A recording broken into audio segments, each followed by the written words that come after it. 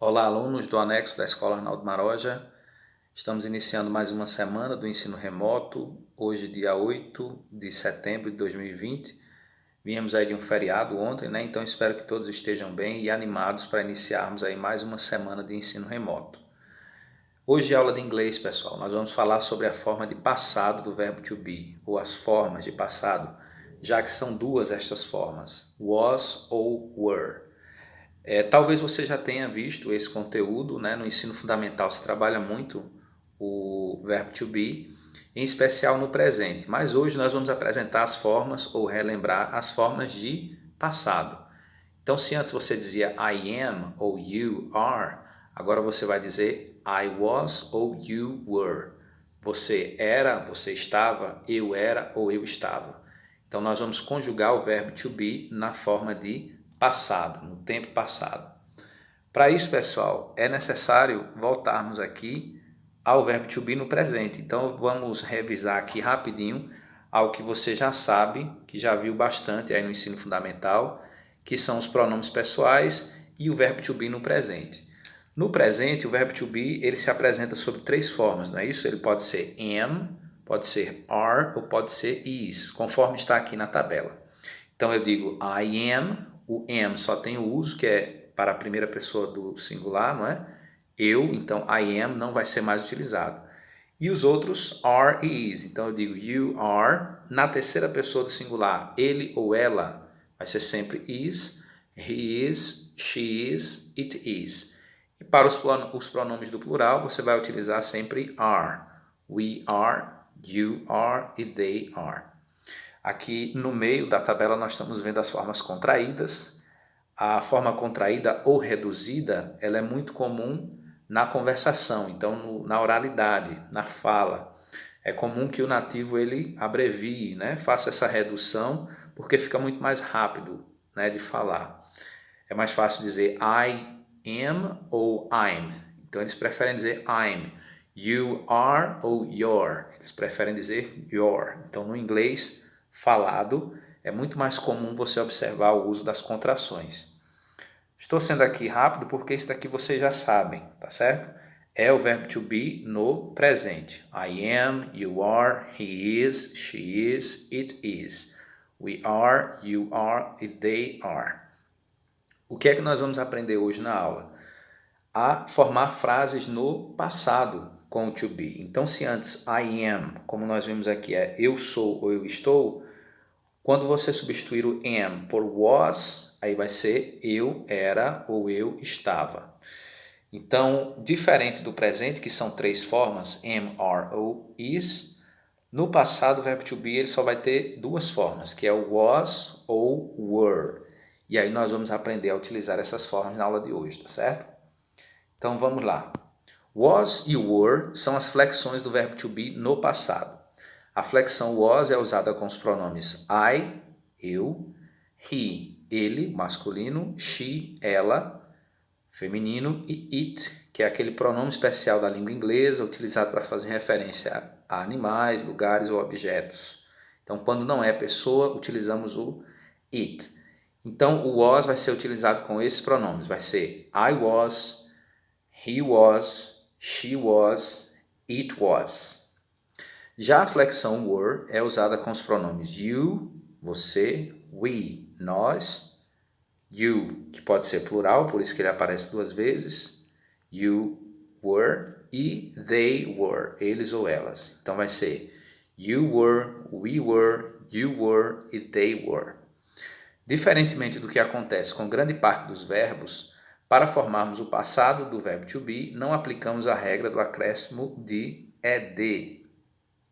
Então a professora costumava dizer, né? Verbo no passado vai acrescentar ed ou simplesmente de. No caso do verbo to be, isso não se aplica por quê? Porque é um verbo irregular. Isso quer dizer que ele tem formas no passado diferentes da forma original. Então veja que am não tem nada a ver com were ou was. São formas diferenciadas. É um passado irregular. Então aqui nós já vimos o presente, vamos para o passado. Então aqui, pessoal, nós temos os pronomes acompanhados das formas was e were. I was, you were, he was, she was, it was, we were, you were e they were. Vamos pensar aqui numa frase no presente. Você era um bom estudante. Se você fosse falar isso no presente, você é um bom estudante, então você utilizaria you are. You are a good student. Como é passado, então você agora vai trocar o are do you por were. Então vai ser you were a good student. Você foi um bom estudante. Então veja que é bem simples. É só trocar as formas de presente pelas formas was e were e você vai estar então formando frases no passado com o to be.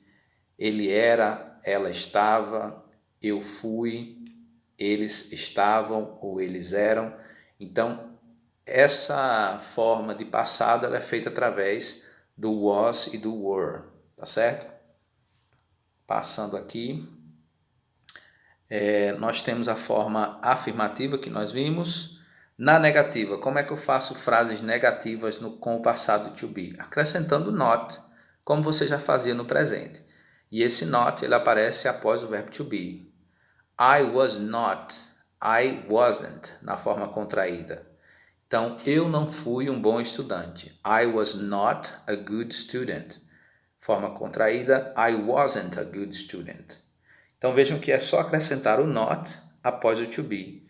Como você fazia, you are not no presente, então agora no passado, you were not. I am not, no passado, I was not.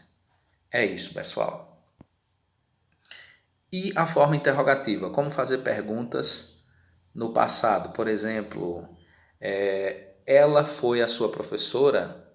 Então, como você fazia também no presente, você vai colocar o verbo to be antes do sujeito. Você vai trocar a posição aí do verbo com o sujeito. O verbo vai estar antes, no início da frase. Então, essa frase, ela foi ou ela era sua professora, vai ser como? Was she your teacher? Was she your teacher? Então, ela era ou ela foi a sua professora? Para formar perguntas, basta colocar o verbo was ou were antes do sujeito.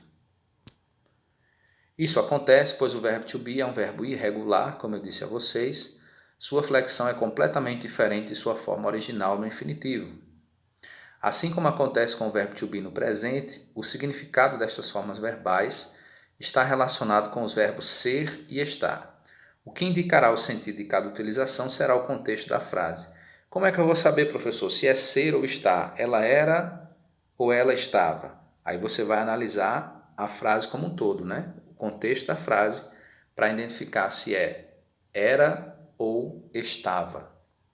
Por exemplo, she was at the school yesterday. She was at the school yesterday. Se eu for traduzir, ela era na escola ontem, então fica estranho, Pelo contexto, she was at school yesterday só pode ser ela estava. Então veja que o verbo to be pode significar as duas coisas. Você tem que ficar atento aí ao contexto, ao que diz a frase, para fazer a tradução adequada.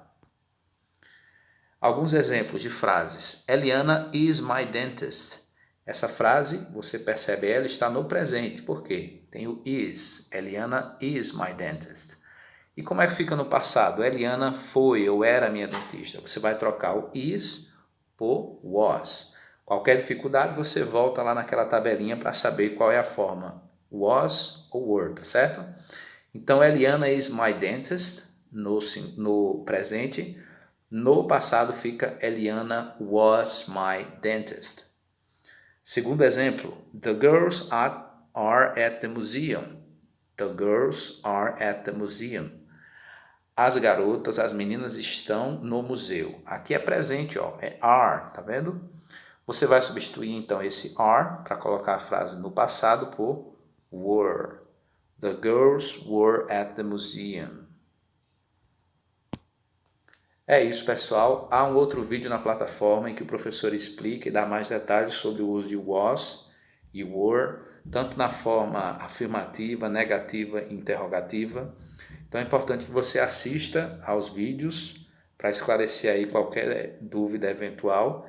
E na sequência você vai responder essa atividade que eu estou deixando também em PDF, são 2 questões apenas, onde a primeira você vai completar com was ou were.